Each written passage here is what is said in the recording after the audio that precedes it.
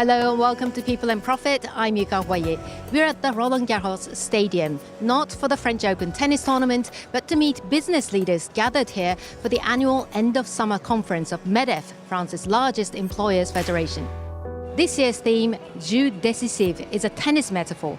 It means a tie-break, reflecting the decisive moment businesses are facing.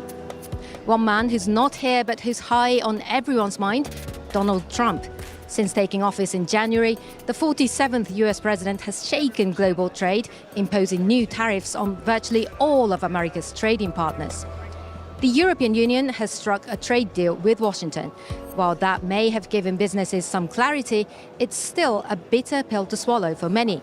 The French Prime Minister said the EU had, quote, resigned itself into submission.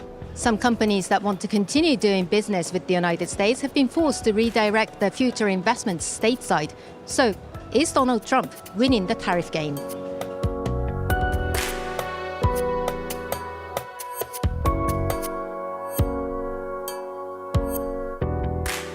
Well, I believe Donald Trump wanted anyway to have a trade war. And from that point of view, I think he won the trade war for the moment, as far as the negotiations are concerned. When you look at the effect of any tariff on the economy, it's anyway detrimental to both sides. So I believe that we are going to suffer, but the US economy is going to suffer as well, since the US consumers are going to pay more for the products they're importing. Il va la gagner si on lui permet de la gagner. He's only going to win the trade war if we allow him to do so. If we say we're going to give him 675 billion that we're going to invest in the US, in that case, yes, Trump is going to win. But it's in our hands. Will the EU let him win or not? Trump's economic policy should be a disaster for the US economy, but it won't be a disaster if the European Union supports him like this. The EU must be clear about one thing. You cannot take Trump at his word.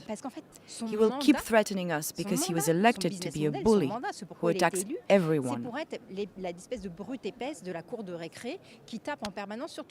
The good news is that we have a deal that the entrepreneurs here and businessmen can foresee and know where they can invest, what are the tariffs for tomorrow. This is the most important part.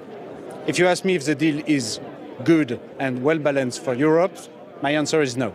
So we have to continue to negotiate and to get some exemption, especially in one sector that means a lot in France, which is wine and spirit. So it's not over, but at least we have a deal.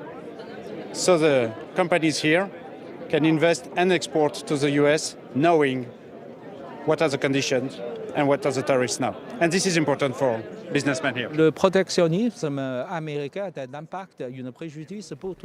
U.S. protectionism is a problem for everyone, for the European economy, the Chinese economy, everyone. I think we should all take measures to limit its impact, because the U.S. market is the biggest market in the world. But China is the second biggest market. It accounts for about 13.3% of global goods imports, very close to the U.S., which accounts for 13.6%. And I believe that China could very well become the biggest market ahead of the U.S. And if that happens, an open Chinese market is definitely something that should interest Europeans.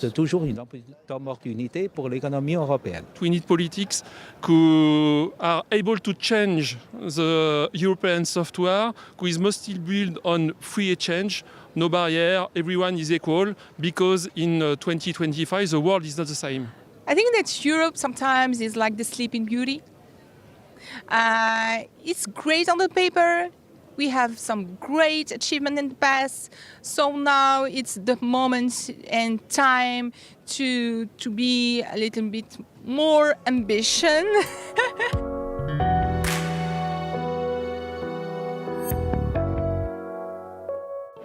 If companies have no choice but to move more production and capital to the US, it could impact Europe's competitiveness. Some economists have predicted that the new EU-US trade deal could reduce the bloc's GDP growth by as much as 0.5%.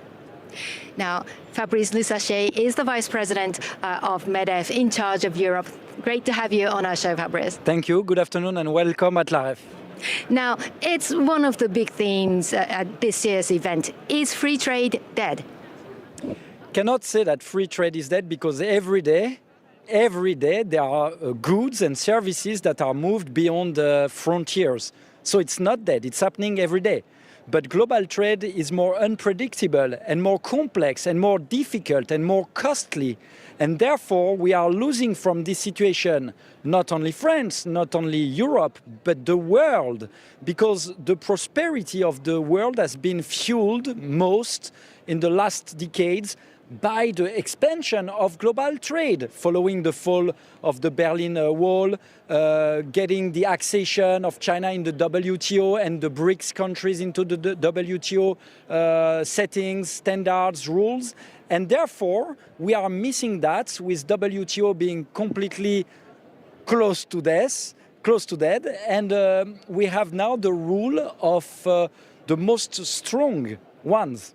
And the rule of the most strong ones means no predictability and also difficulty to enforce multilateral standards. We know who the strongest one you're referring to, I guess. Yeah, strongest one are obviously United States of America or China, and both of them are posing very important threats to global trade for different reasons.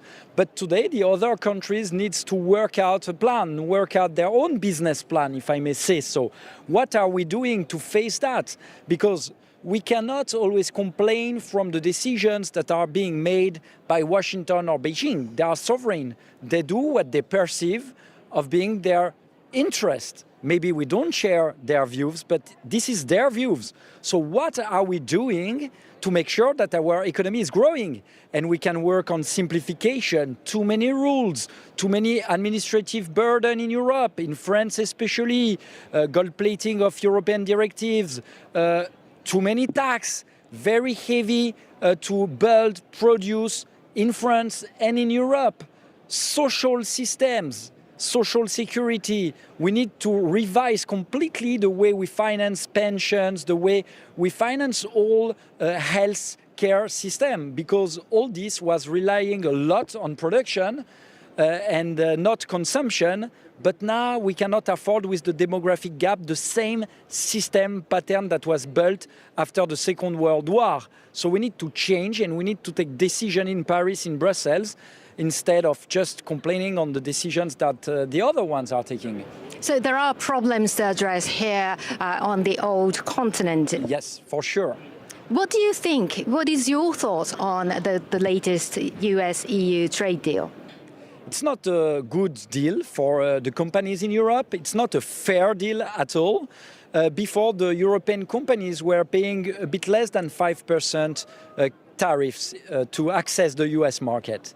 But now it will be 15%. And for some sectors, like for some specific products, it can go up to 25 or 50%.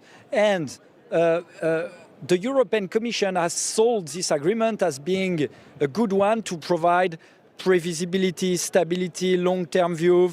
Okay, it's not great, but at least now we are strong on this basis. But it's not correct, because before yesterday, President Trump said very clearly that the countries that hold a digital tax will face severe consequences with higher tariffs. So does that include the European countries or not? France, for example, has a tax on digital, so the 15% is not the final deal, or is the final deal? And we don't have a clear clue. It is also coming small by small, the details of this negotiation. Now we see that the US companies will be maybe exempted from CSRD, CSDDD, due diligence requirements. This is not acceptable, because we will face unfair competition even on our continent. Bear in mind that the competition is also on third-party countries, and the US has get rid of the Foreign Corruption Act. So we also face unfair competition in terms of compliance. And on the other side, we have overcapacity from China that is hurting, damaging very heavily. And all the countries that cannot sell to the US are redirecting their shipment, their goods, their commercial offensive towards Europe. So this is a double challenge that we should face, not only by putting real protection, because it's not enough. We should be competitive, we should innovate, we should have a more skilled labor force. Fabrice Lesachet, Vice President of Medef, thank you so much. Thank you.